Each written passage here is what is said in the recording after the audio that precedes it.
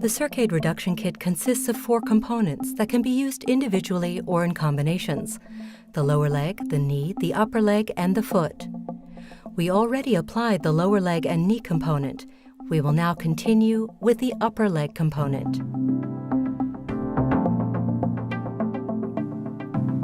The upper leg component consists of 2 pieces: a large body portion that has numbers printed along the top and bottom edge, and a smaller spine portion. Separate the 2 pieces from one another and lay them out flat so that the number markings along the bottom and top edge of the body portion face up.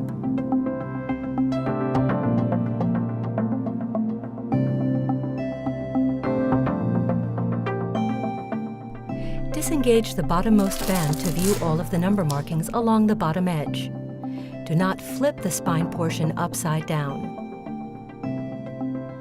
If the patient's measurements exceed the number markings on the body piece, locate the provided extension. Attach the extension to the body piece at the 80 and 70 centimeter number markings and secure the hook tabs.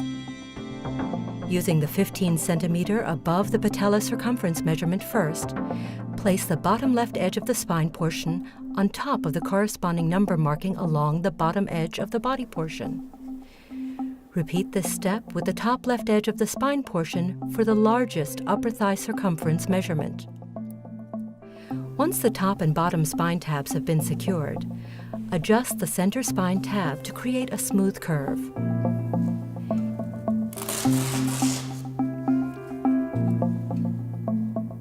Each patient's leg measurements will produce different spine angles. The component may not lay flat once the spine has been set. This is to be expected when dealing with more extreme measurements, resulting in extreme spine angles. If there is a large difference between the 2 circumferences, the spine may not reach both the bottom and top edge of the body piece. In this case, center the spine.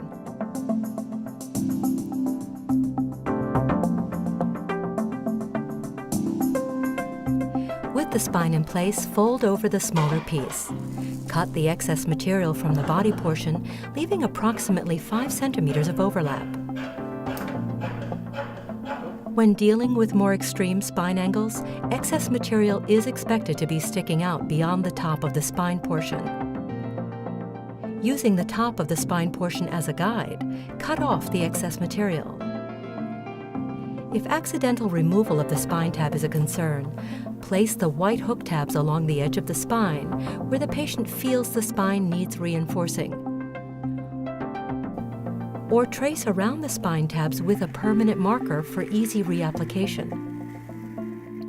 Designate the component for the right or left leg by marking it with a permanent marker in the appropriate location. Ensure that there are no wrinkles in the undersleeve.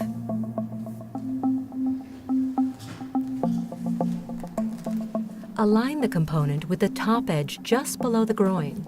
The black side of the material should face the skin. Unroll the 2 top bands and loosely secure them to the outside to anchor it in place. This enables you to easily raise or lower the component for correct positioning. Be sure not to tuck the bands under the component.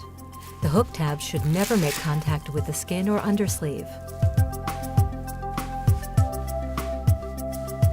If the component is too long for the patient, it can be trimmed by 3 centimeters.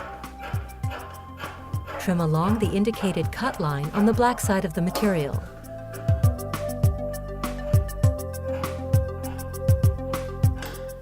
Trim both the body and the spine portion.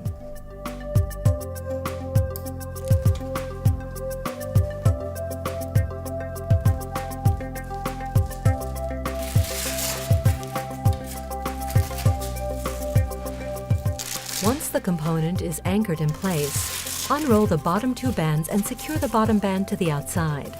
While holding the second band, detach the next band. Secure the second band and continue this process with the other bands going up the leg. The component should lay flat and wrinkle-free against the leg. Adjust each band to a firm and comfortable compression level. ensure that the bands are placed in an alternating order. Once all bands are secured, inspect the component for any gaps or creases.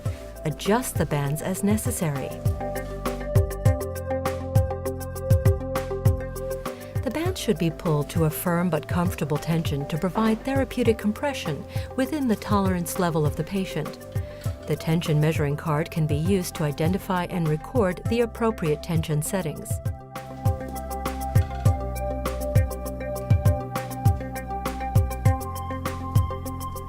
It's not required to have all bands set to the same tension level. If more than one level of tension is appropriate for treatment, use the BTS card to identify and record the appropriate tension levels. To do so, line up the black triangle of the card with one of the BTS lines on the band. Note where the second BTS line lines up with the card's tension level. This will allow the patient to safely repeat the settings on his own. Record the tension setting for each band, so the patient can easily repeat the process and ensure it is donned to the same or higher tension. Once the correct tension is set, using the BTS card, you may fold the top part of the undersleeve over the top edge of the component. The bottom edge of the undersleeve may be rolled over the bottom edge if desired.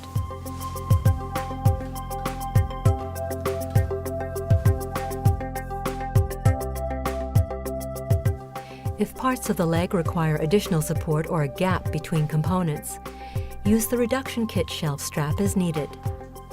The shelf strap can be customized into as many as 3 different straps.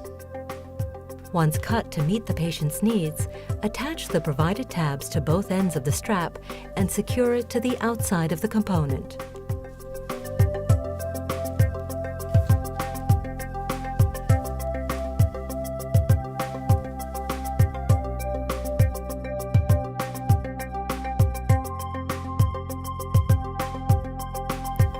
To remove the component, detach all bands starting with the top band. Fold each band back onto itself to keep the hook tabs lint-free. To ensure a perfect fit for the reapplication, make sure not to detach any of the spine tabs.